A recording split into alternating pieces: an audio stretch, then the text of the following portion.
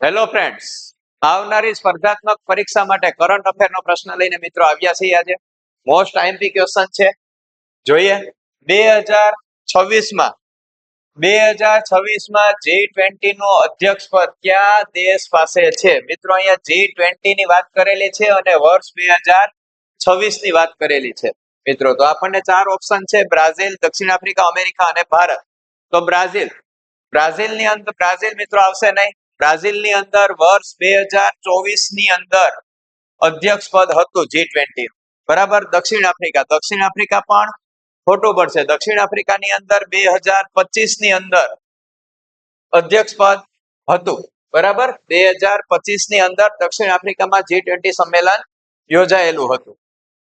Option C છે America, એ સાચો પડશે. 2026 નું યજમાન છે એ G20 માટેનું યજમાન છે એ અમેરિકા છે મિત્રો, એટલે અમેરિકા સાચું પડશે. પણ આની સાથે એવો પણ મિત્રો પ્રશ્ન પૂછાઈ શકે કે ભારતની અંદર કયા વર્ષે G20 સંમેલન યોજાયેલું? ભારત કયા વર્ષે અધ્યક્ષ પદ ભારતની પાસે હતું? તો ભારતની અંદર હતું 2023 ની અંદર મિત્રો.